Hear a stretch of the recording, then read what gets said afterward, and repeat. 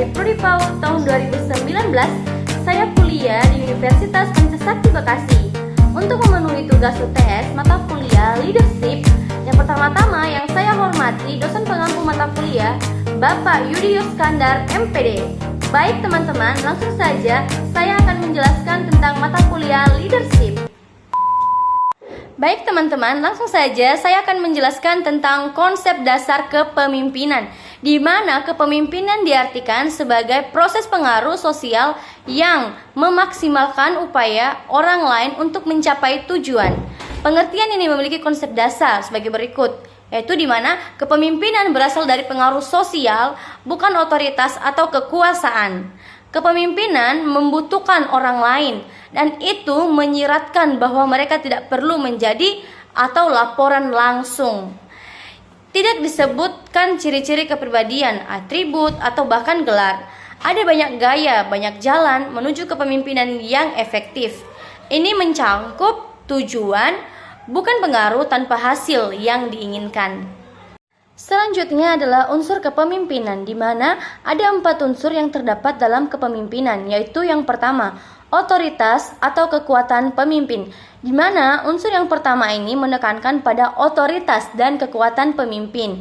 Selanjutnya adalah yang kedua, kemampuan dalam menyatu padukan sumber tenaga manusia yang memiliki daya motivasi yang bervariasi setiap waktu dan situasi. Dalam unsur yang kedua ini berkenan dengan pemahaman dasar manusia, di mana seorang pemimpin harus mengerti mengenai teori motivasi, jenis-jenis motivasi, dan harus mampu menerapkan pengetahuan tentang motivasi ini terhadap individu yang kompleks dan dalam berbagai situasi yang mempengaruhi iklim organisasi. Selanjutnya yaitu kemampuan dalam mengembangkan iklim kerja dalam merespon dan membangkitkan atau menimbulkan motivasi.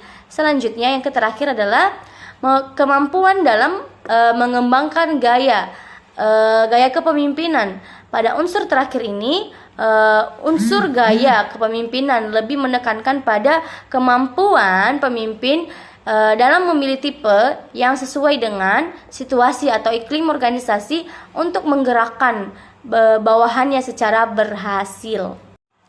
Ada beberapa syarat untuk menjadi pemimpin yang baik. Syarat yang harus dipenuhi oleh seorang pemimpin yang baik dan bijaksana, yaitu yang pertama, kekuatan atau energi seorang pemimpin harus memiliki kekuatan lahiriah dan rohania sehingga mampu bekerja keras dan banyak berpikir untuk memecahkan masalah-masalah yang dihadapi. Selanjutnya yaitu penguasaan emosional. Seorang pemimpin juga harus menguasai emosinya. Selanjutnya pengetahuan mengenai hubungan kemanusiaan, di mana seorang pemimpin harus dapat mengadakan hubungan yang manusiawi dengan bawahannya. Selanjutnya motivasi dan dorongan pribadi, di mana yang akan mampu menimbulkan semangat, gairah, dan ketekunan dalam bekerja. Selanjutnya, kecakapan berkomunikasi. Ini juga sangat penting. Seorang pemimpin itu harus memiliki kecakapan di dalam berkomunikasi.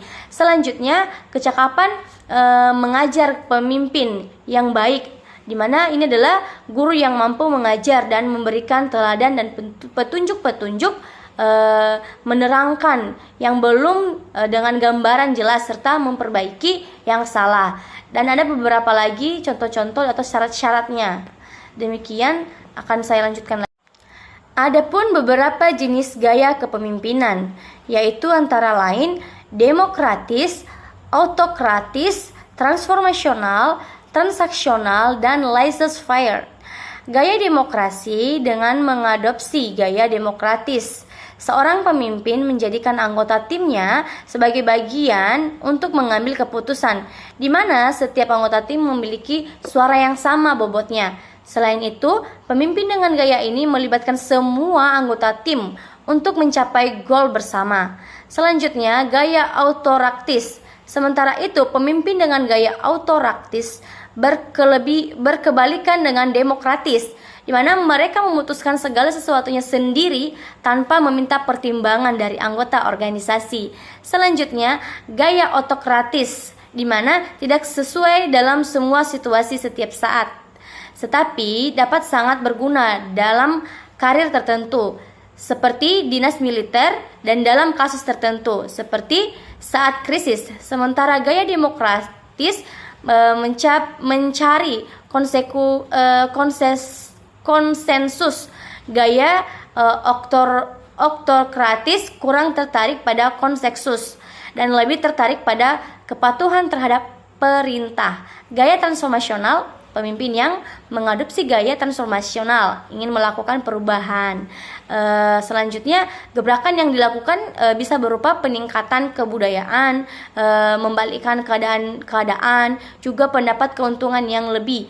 Banyak yang menyebut mereka dengan gaya kepemimpinan ini adalah agen perubahan. Selanjutnya, gaya transaksional. Pemimpin dengan gaya transaksional tidak akan mengubah keadaan yang sudah stabil. Mereka lebih berfokus agar tim melakukan tugas sesuai dengan semestinya. Fokus lebih ditekankan untuk rencana-rencana jangka pendek. Kekurangannya, anggota tim akan kurang bisa mengekspresikan kreativitas mereka. Baik teman-teman, demikian presentasi dari saya mengenai mata kuliah leadership. Saya ucapkan terima kasih.